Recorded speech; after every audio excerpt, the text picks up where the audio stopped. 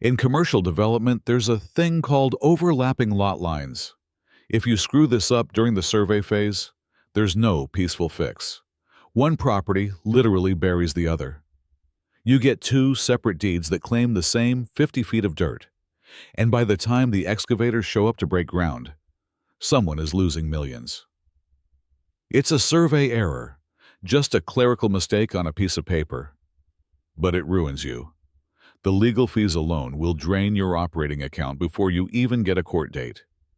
Actually, I need to go to Home Depot this afternoon. There's a crack forming on my driveway, right near the drainage grate. If I don't fill it with polyurethane sealant before the temperature drops next week, the water will freeze inside it. The ice expands and it'll just tear the concrete apart. Frost heave, they call it. I need the self-leveling kind, not the cheap stuff in the yellow tube. 2 tubes should do it. I should write that down on a scratch pad. Anyway, where was I? Right. Overlapping lines. The competitor didn't know anything about that. He thought commercial real estate was just about wearing a tailored suit and signing papers at a mahogany table.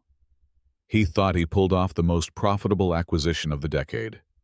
He looked at me, this aging husband in steel-toe boots with dirt under my fingernails, and figured I was just slow.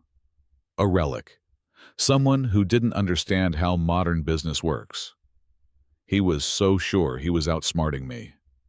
He sat there, in his leased German car, one of those SUVs that never touches gravel, and actually smiled when he signed the closing documents for my best acreage.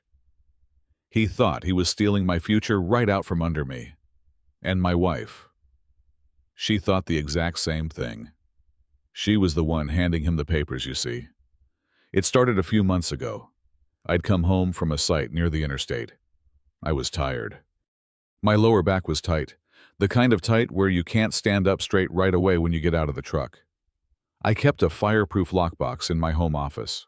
It held the raw geological reports, the zoning drafts, the unfiled land assessments, the real data. Not the sanitized garbage we send out to the zoning board, but the actual soil composition tests and utility easement maps. She started taking them, just slipping them into her bag after our arguments. Taking them straight to him. I noticed the files were moved. I always placed the county tax records on the left side of the stack. They were on the right. I didn't yell. My chest felt tight for a minute, and my fingers went numb. I just sat at my desk and drank warm tap water from my thermos. I looked at the misaligned folders and the numbers weren't working anymore. The puzzle pieces came together. She was feeding him the inside track on my development pipeline. The kid from across town thought he was getting the exact acquisition strategy for my holding company. He thought my wife was his inside source, giving him the exact GPS coordinates of the most lucrative parcels I was preparing to buy. He thought he was cutting the line, swooping in to buy the land before my corporate entities could finalize the paperwork with the county clerk. What he didn't know, what neither of them knew, was that I'm on his actual financial statements on a billing server 3 months prior. I knew exactly how over-leveraged he was. I knew his debt-to-income ratio was completely upside down because of the heavy equipment he was financing. So those secret documents my wife was sneaking out of the house, the ones she thought were my most prized acquisitions, I drafted them myself. I sat at my desk, drinking that warm water, and I manufactured a portfolio of absolute garbage. I made it look incredible. Projected returns that would make any junior developer salivate. I put them in the lockbox. I left the key in the top drawer where she knew I kept it. I just let her take them. I watched her walk out the front door, get into her car, and drive across town to hand him the paperwork that would bankrupt him. But, I really can't forget that sealant.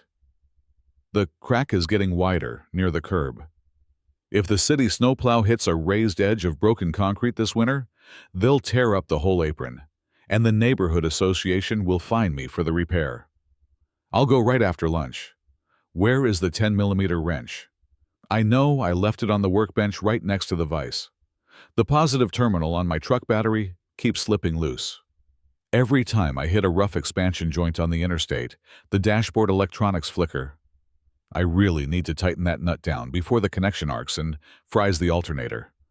I can only find the 12mm socket. It's always the 10 that goes missing. Anyway, this was the daily routine a few months back. I would walk through the mudroom, my steel-toe boots leaving dry red clay on the floor, my jacket smelling like diesel exhaust and curing concrete. My wife would be sitting at the kitchen island. She wouldn't say hello. She would just sigh. It was this loud, deliberate sound. She wanted me to hear exactly how exhausted she was by my existence. She thought I was an outdated dinosaur. She actually used that phrase on the phone with her sister. I heard her from the hallway. She told her I was stuck in the past because I still operated out of a mobile trailer on the dirt lots. I still ran my daily estimates on a greasy receipt book instead of paying for expensive cloud software. She wanted country club dinners. She wanted me to be the kind of guy who networks on a golf course. I walked over to the sink, poured a glass of tap water. It was lukewarm. I stood there and drank it. That's when I noticed her phone. It was a brand new model, the expensive one with the titanium edges. When I took a step toward the fridge, she quickly slid her hand over the screen and placed it face down on the marble counter. I didn't ask her about it. I didn't care to start a fight, but she scrambled to explain it anyway. She said she bought it using grocery savings. Yeah, because skipping the premium brand of paper towels at the supermarket somehow pays for a $1,000 device. I just nodded. I didn't yell. I didn't throw the glass against the wall. Blood rushed to my head for a second, making my ears ring. Then the feeling passed. My chest felt tight. I rinsed the glass, placed it in the rack, and walked right back out to the garage to look for that wrench. The guy she was hiding the screen from was the competitor. The kid from across town. He was maybe 30. He wore custom suits to active construction sites.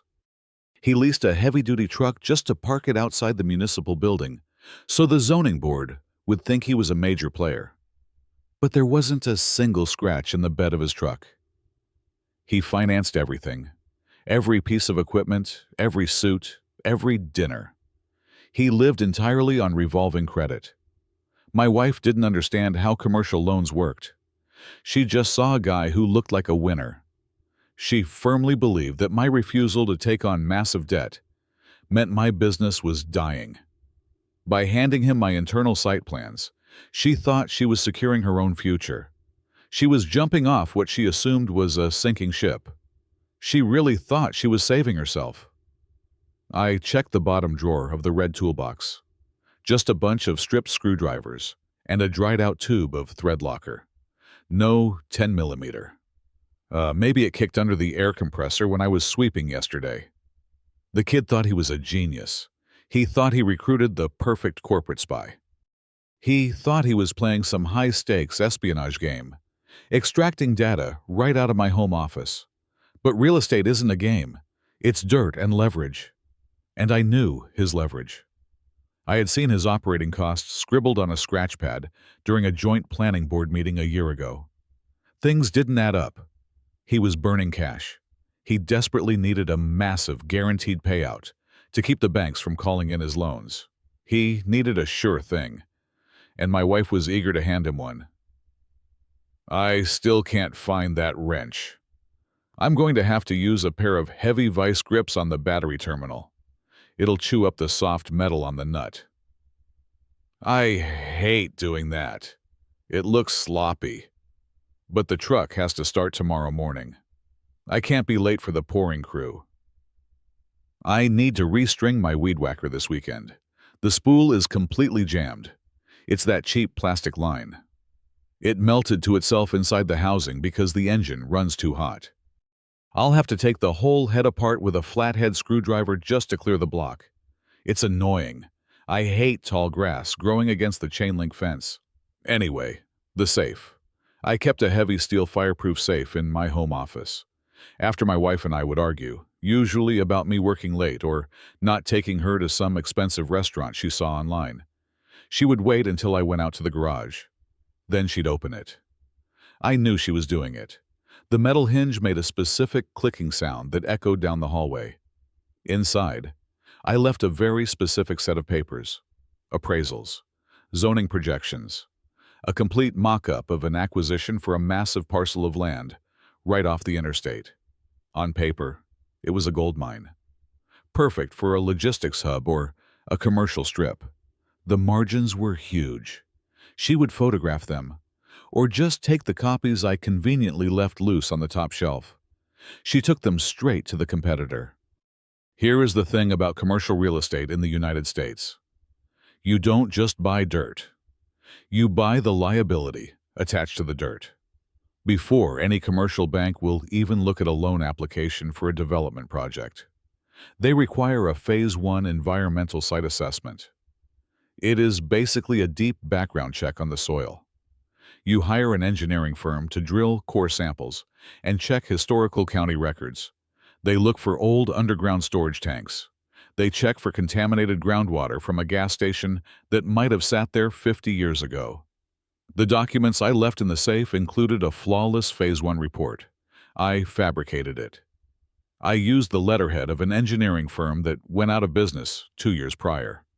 The report said the soil was clean, the water table was fine, and the zoning was clear for heavy commercial use. But the reality was different. I pulled the actual county maps months before. That specific parcel of land was designated as federal wetlands. If you don't know what that means, it means you can't touch it. The Environmental Protection Agency protects it. You can't pave it. You can't drain the standing water. You can't even drive a wooden stake into the mud without a federal permit that takes 5 years to get, and usually gets denied anyway. If you run a bulldozer over protected wetlands, the EPA fines are astronomical. They will charge you tens of thousands of dollars per day. Per day. It bankrupts construction companies overnight. The kid from across town didn't know this. He looked at the stolen documents. He saw the fake Phase 1 report. He was so eager to beat me to the punch. He thought he outsmarted the old man. He figured since I supposedly already paid for the expensive environmental testing, he could just skip it, save himself $5,000 in a month of waiting on lab results. He thought he was being efficient. But really, he was just arrogant. He was so blinded by his own ego, and probably by my wife telling him how brilliant he was, that he bypassed his own due diligence. He went straight to the title company. He put the land in escrow using the fake data my wife stole for him. He committed his entire operating budget to acquire a swamp, a federally protected swamp that he couldn't legally build a birdhouse on. I didn't laugh when I found out the sale closed. I didn't feel anything really. I just looked at the public transfer records on my laptop while eating a cold sandwich. The numbers weren't working anymore for his holding company. He didn't know it yet. He was probably celebrating at a bar somewhere, buying drinks on a credit card, thinking he just secured a multi-million-dollar retail site.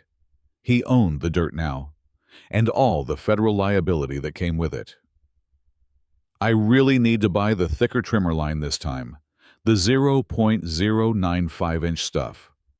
The thin line just snaps against the concrete retaining wall in the backyard. I'll add it to the hardware store list, right under the driveway sealant. The commercial lending system in this country operates on a mechanism called cross-collateralization. When you go to a bank and ask for a massive construction loan to develop a new property, they don't just hold that new dirt as security.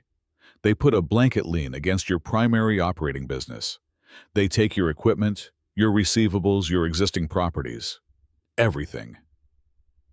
The kid from across town didn't think about that. He just wanted the cash to close the deal. So he signed the promissory notes, pledging his entire company as collateral, using the fake financial projections my wife stole for him. It took exactly 3 weeks for the reality to hit him.